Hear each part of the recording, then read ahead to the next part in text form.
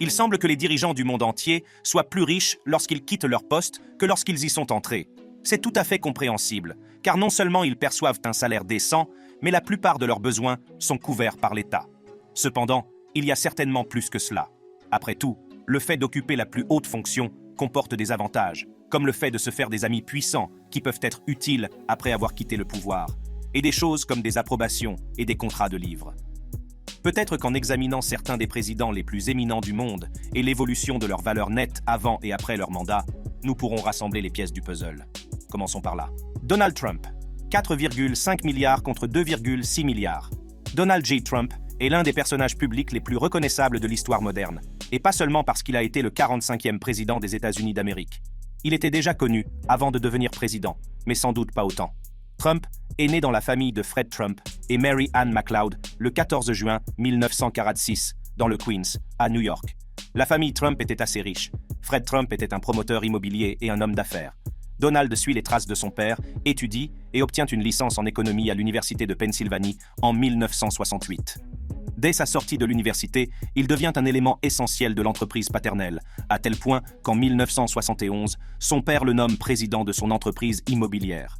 Il rebaptise alors l'entreprise Trump Organization et l'étend au développement d'hôtels, de casinos et d'autres bâtiments. Trump a également été impliqué dans diverses autres entreprises commerciales. Il a notamment concédé des licences pour son nom. Le nom Trump a été concédé sous licence pour divers produits et services de consommation, notamment des produits alimentaires, des vêtements, des cours pour adultes et du mobilier d'intérieur. Cette activité s'est avérée très rentable pour Trump au fil des ans, bien que l'on ait constaté ces dernières années un ralentissement notable du nombre de marques désireuses de concéder des licences sur le nom. Trump s'est également impliqué dans l'art oratoire. Cela semble incroyable, n'est-ce pas? De 1986 à 2015, il a été propriétaire de tout ou partie des concours de Miss Univers, y compris Miss USA et Miss Teen USA. Il a même reçu une étoile sur le Hollywood Walk of Fame pour son implication dans le concours Miss Univers en 2007. De 2004 à 1915, il a produit et co-animé l'émission de télé-réalité The Apprentice, qui met en scène 14 à 18 hommes d'affaires qui s'affrontent au cours d'une saison pour remporter un prix à la fin. Le fait d'apparaître sur le grand écran lui a permis de gagner encore en popularité. Cependant, peu de gens s'attendaient à ce que cette popularité soit orientée vers la politique. C'est pourtant ce qui s'est passé lorsqu'il a déclaré vouloir se présenter à l'élection présidentielle sous l'égide du Parti républicain en 1915. Les doutes quant à son sérieux ont été dissipés lorsqu'il a remporté l'élection primaire républicaine qui l'opposait à la candidate du Parti démocrate, Hillary Clinton. L'élection présidentielle de 1916 a été l'une des plus serrées de l'histoire moderne. Cependant, Donald Trump est parvenu à en sortir vainqueur. Alors qu'il avait perdu le vote populaire, il a gagné au collège électoral. Cela a soulevé des questions sur l'essence et l'importance du collège électoral. Au moment de son investiture, Donald J. Trump valait environ 4,5 milliards de dollars. La présidence de Donald Trump a été très mouvementée, tant pour lui que pour le peuple américain. Il a été le premier président américain à n'avoir jamais servi dans l'armée ou le gouvernement.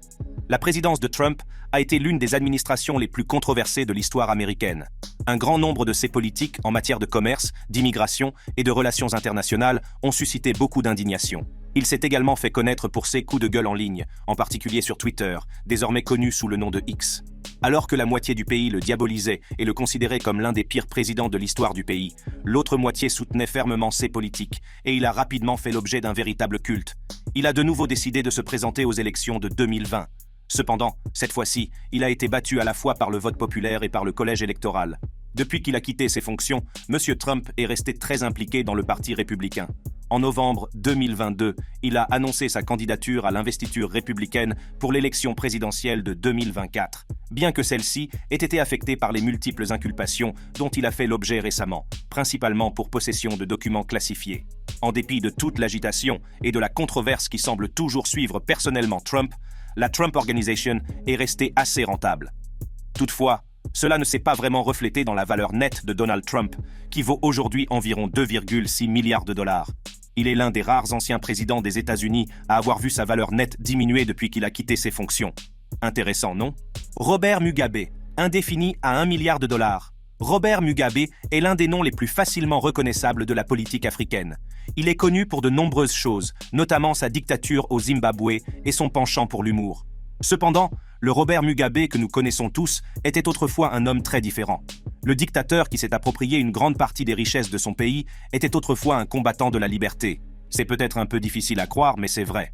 Pour comprendre comment Robert Mugabe est devenu l'un des dirigeants les plus riches d'Afrique, il faut remonter un peu dans le temps. Robert Gabriel Mugabe est né le 21 février 1924 à Kutama, dans l'actuel Zimbabwe. À l'époque, le pays s'appelait la Rhodésie. La Rhodésie avait été créée en 1965, mais n'était pas reconnue par la communauté internationale. En effet, dans les années 1900, la majeure partie de l'Afrique était en cours de décolonisation. La Rhodésie, comme la plupart des colonies britanniques, était sur le point de devenir libre, ceux qui n'étaient pas du goût du gouvernement, majoritairement blanc. Désespéré de s'accrocher au pouvoir, le gouvernement de la Rhodésie du Sud a publié une déclaration unilatérale d'indépendance du Royaume-Uni le 11 novembre 1905. Comme vous pouvez vous en douter, cette décision n'a pas été accueillie avec joie par la population locale. C'est dans cette situation très complexe que le jeune Mugabe s'est impliqué. Mugabe, qui avait travaillé comme instituteur dans son pays et au Ghana, avait embrassé le marxisme et critiquait vivement le gouvernement rhodésien. Avec d'autres nationalistes africains, il cherche à établir un État indépendant dirigé par des Africains. Pour Mugabe, le gouvernement rhodésien était une entité étrangère dont il fallait se débarrasser. Ce point de vue semble trouver un écho auprès de nombreuses personnes. Après tout, sans la déclaration unilatérale d'indépendance, le pays se dirigeait de toute façon vers l'indépendance. Robert Mugabe est accusé de tenir des propos anti-gouvernementaux et, en 1964, il est condamné pour sédition et emprisonné. Il restera en prison jusqu'en 1974. Après avoir été libéré de prison, Robert Mugabe s'est réfugié au Mozambique voisin, d'où il a créé l'Union nationale africaine du Zimbabwe avec un seul objectif en tête, la libération du Zimbabwe. L'Union s'est engagée dans la guerre du Bush rhodésien, qui a duré jusqu'au 12 décembre 1979. La guerre s'est soldée par la victoire des Zimbabwéennes. Peu après la guerre, en février 1980, Robert Mugabe est devenu Premier ministre. Au moment de sa prestation de serment, il n'avait que très peu d'argent à son nom et aucune valeur nette perceptible. Robert a occupé le poste de Premier ministre de 1980 à 1987. Il a dirigé l'État selon les idéaux socialistes, en augmentant les investissements dans l'éducation et les soins de santé. Toutefois, il est apparu clairement que Mugabe n'était pas disposé à abandonner le pouvoir lorsque son administration a modifié la Constitution, faisant de lui un président doté des pleins pouvoirs exécutifs et même du pouvoir de dissoudre le Parlement. Cela lui a également permis de briguer des mandats illimités. Le règne de Mugabe en tant que président a connu des hauts et des bas. Tout d'abord, l'administration a été accusée d'un niveau élevé de corruption. Le gouvernement de Robert Mugabe a également tenté d'étouffer toute forme d'opposition, ce qui s'est évidemment traduit par des violations des droits de l'homme. La façon dont il traite les Blancs vivant au Zimbabwe est un autre sujet de préoccupation. En 2000, il a encouragé les autochtones noirs à s'emparer par la force des terres appartenant aux Zimbabwéennes blancs, ce qui a fait craindre qu'il n'encourage la violence à leur encontre. Il a continué à gouverner jusqu'au XXIe siècle. Les élections dans le pays n'étaient pas vraiment les plus libres, et comme son parti était le parti dominant dans l'État, il a continué à gagner élection après élection. Cependant, Mugabe est également salué comme une grande force du panafricanisme et comme un soutien aux nations contre l'impérialisme européen. Sous Mugabe, le Zimbabwe est devenu un défenseur actif de la fin de l'apartheid en Afrique du Sud. Mugabe s'est publiquement prononcé contre l'apartheid et a appelé à des sanctions économiques contre le gouvernement.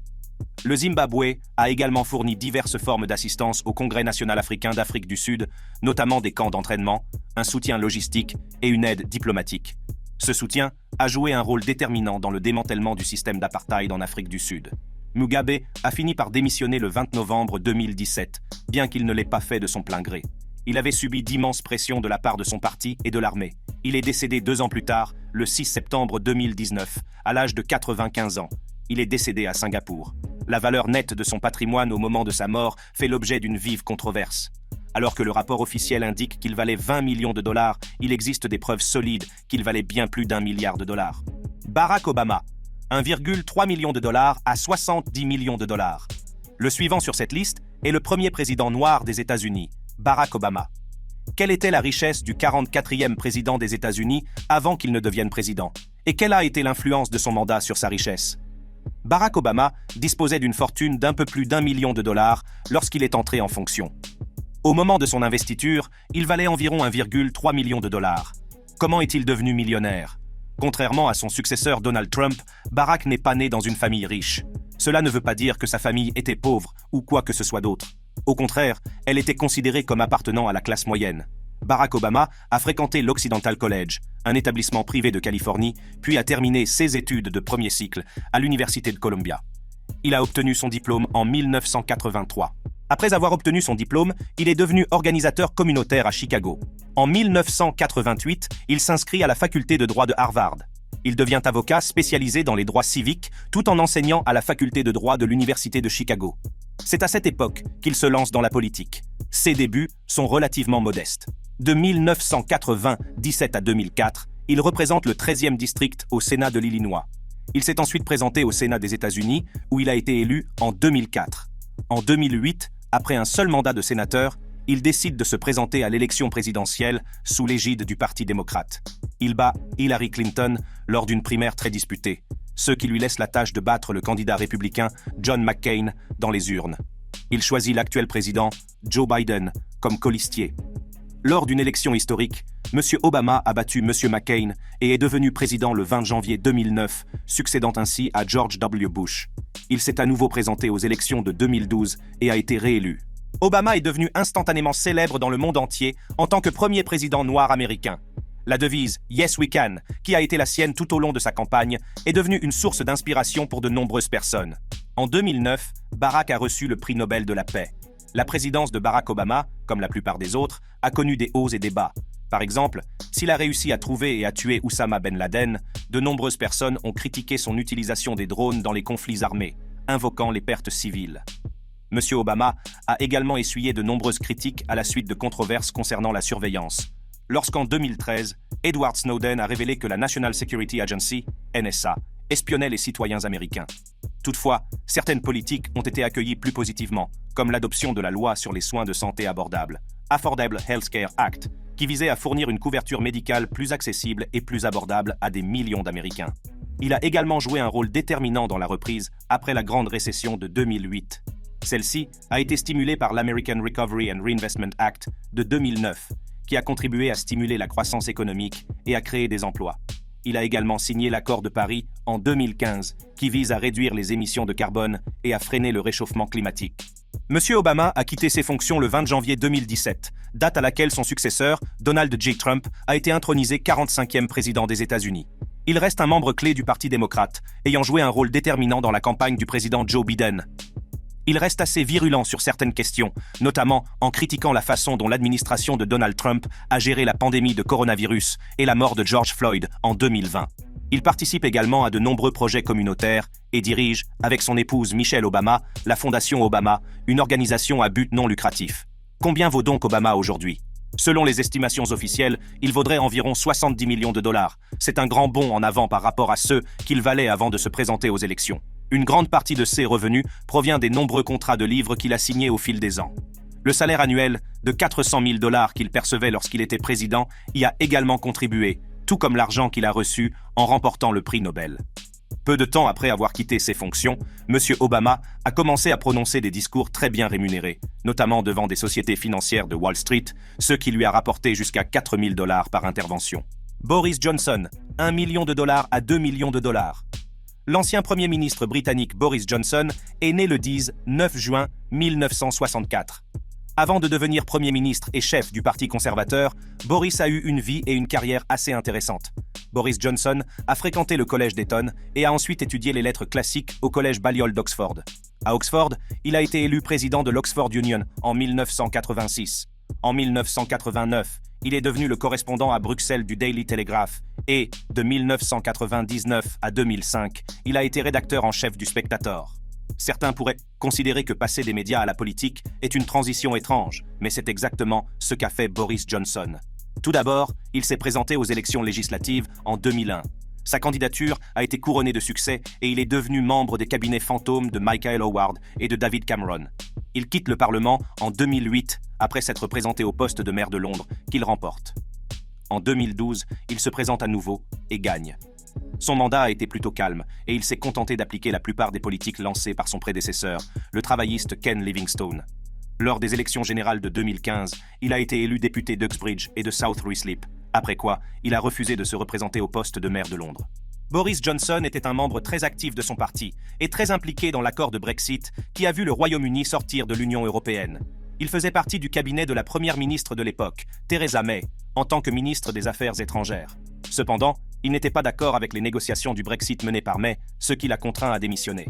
Finalement, Theresa May, après avoir tenté en vain de rallier le Parlement à son accord sur le Brexit, a démissionné de son poste de Premier ministre et, à l'issue d'une élection à la direction du parti, Boris Johnson a battu son collègue conservateur Jeremy Hunt pour succéder à May en 2019. Au moment de son élection, Boris Johnson avait gagné environ $1 million en travaillant en freelance et en tant que député. L'une des choses pour lesquelles l'administration de Boris Johnson est la plus connue est la négociation d'un nouvel accord de Brexit qui a finalement été accepté. Il s'agissait d'une grande partie de ses projets et il a immédiatement bénéficié d'une grande popularité, en particulier auprès de la population qui était favorable au Brexit depuis le début. L'un des moments forts de son administration a été la pandémie, lorsque le gouvernement a été félicité pour avoir réagi rapidement et efficacement à la pandémie en introduisant diverses mesures d'urgence dans tout le pays afin d'en atténuer l'impact. Boris a également approuvé la mise en place d'un programme de vaccination à l'échelle nationale afin d'aplanir la courbe des infections et de ramener le pays à une relative normalité. Cependant, quelques mois plus tard, Boris s'est attiré des ennuis lorsqu'il a été découvert que de nombreuses fêtes avaient été organisées au 10 Downing Street pendant les fermetures du Covid-19 sans respecter les lois sur la distanciation sociale. 83 personnes, dont Boris lui-même, ont participé à cette infraction. En avril 2022, il s'est vu infliger une amende forfaitaire. La fin du mandat de Boris en tant que Premier ministre est intervenue lorsqu'il a été révélé que Chris Pincher, un haut fonctionnaire du gouvernement Johnson, avait eu un comportement inapproprié avec 2 hommes lors d'une soirée arrosée dans un club privé. Le principal problème n'était pas qu'un membre du gouvernement ait été accusé d'agression sexuelle. Le problème était que Boris Johnson était prétendument au courant, qu'il avait été informé d'une accusation contre M. Pincher avant sa nomination et qu'il avait simplement choisi de ne pas agir. En peu de temps, des membres du cabinet de Boris ont démissionné et il s'est retrouvé dans une position inconfortable. Finalement, Boris a décidé de démissionner de son poste de Premier ministre et de chef du Parti conservateur. Voici ce qu'il a déclaré lors de sa démission. Ce dernier jour, j'ai essayé de persuader mes collègues qu'il serait excentrique de changer de gouvernement alors que nous obtenons tant de résultats. Je regrette de ne pas avoir réussi à faire valoir ces arguments. Notre système brillant et darwinien produira un autre leader. Liz Truss lui a succédé. Après avoir quitté ses fonctions le 6 septembre 2022, Boris Johnson est redevenu un simple membre du Parlement. Sa fortune actuelle est estimée à environ $2 millions. George W. Bush, $20 millions à $40 millions. George Walker Bush n'avait pas la tâche facile lorsqu'il est devenu président. Après tout, son propre père avait été le 41e président des États-Unis, du 20 janvier 1989 au 20 janvier 1993. Dire que les attentes à l'égard du jeune Bush étaient élevées serait un euphémisme. Tout le monde attendait de lui qu'il impressionne, et dès le départ, la pression était forte. Il ne suffisait pas d'être bon, George devait être exceptionnel. Cependant, s'il y a une chose qui l'a impressionné sans avoir besoin de le faire, même si c'était sans importance, c'est à quel point ses poches étaient pleines.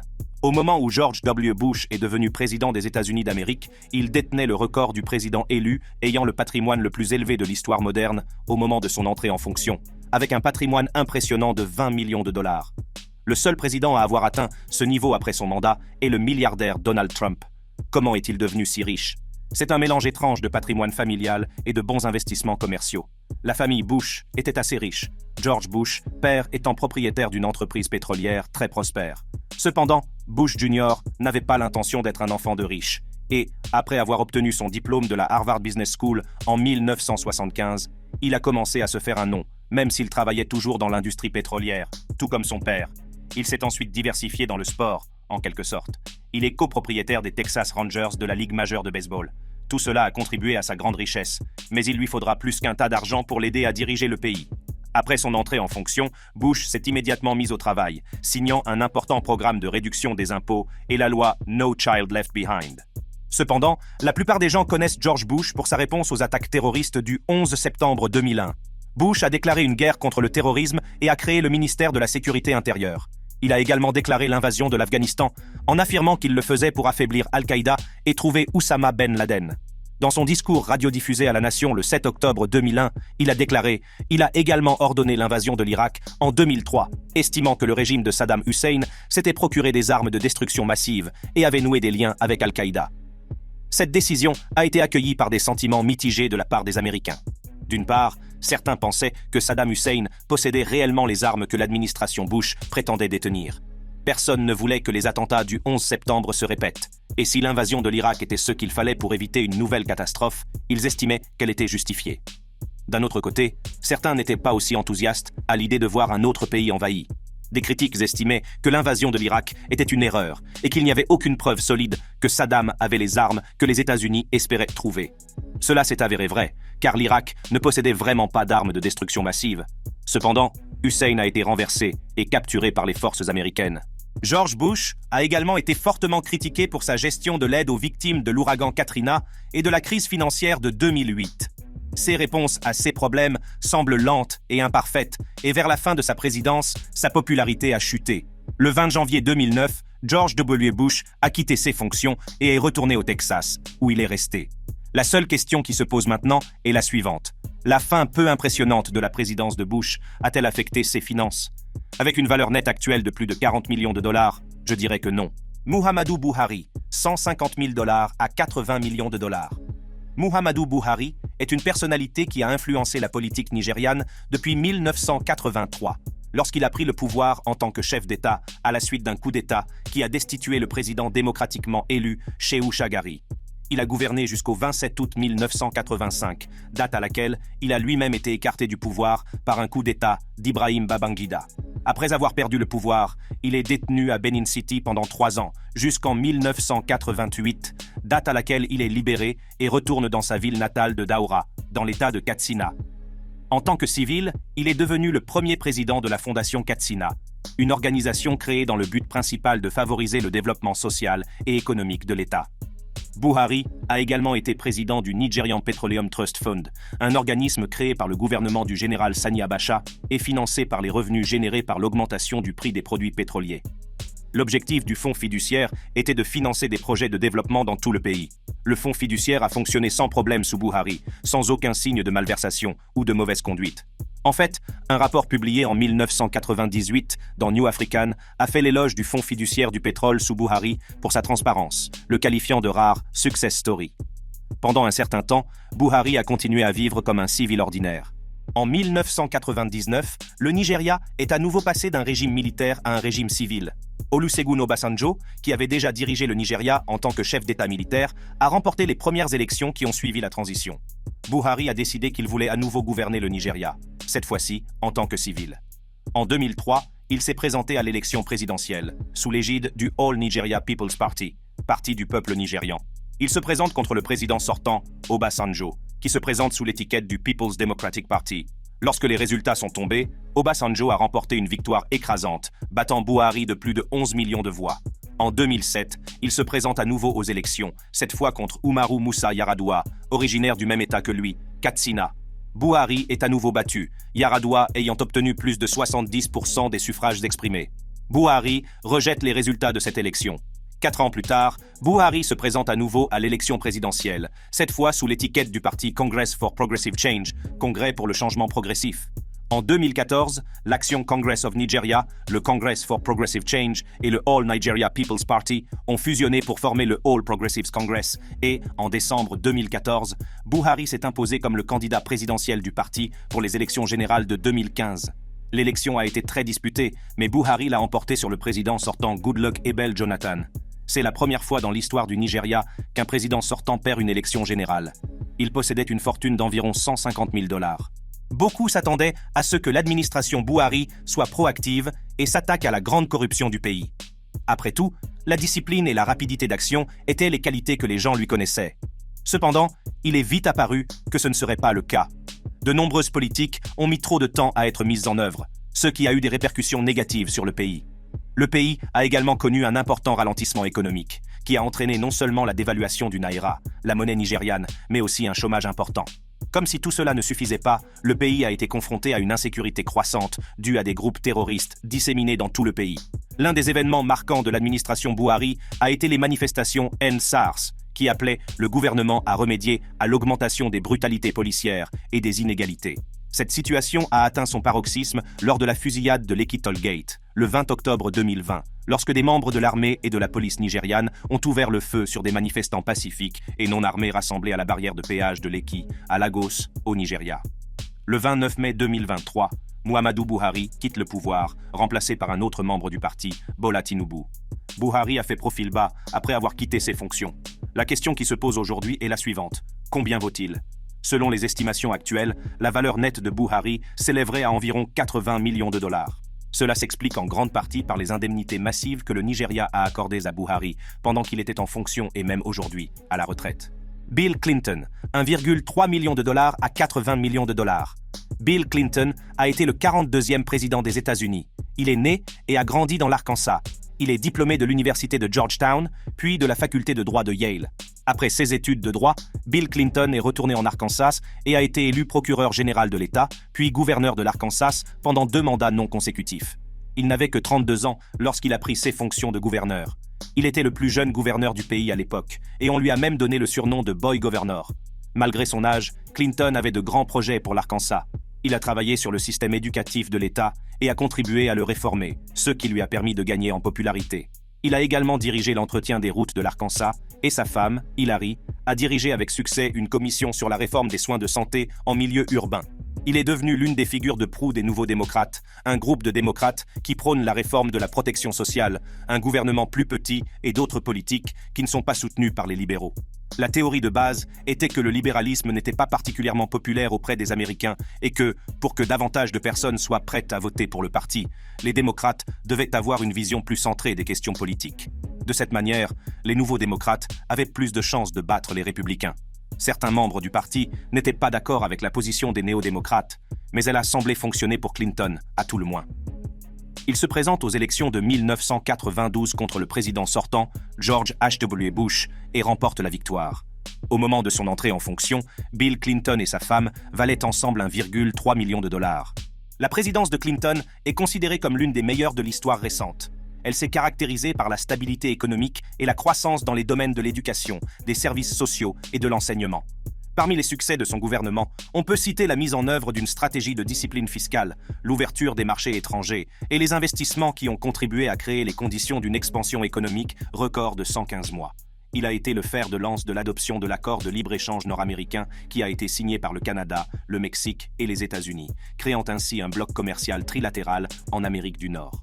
L'accord est entré en vigueur le 1er janvier 1994.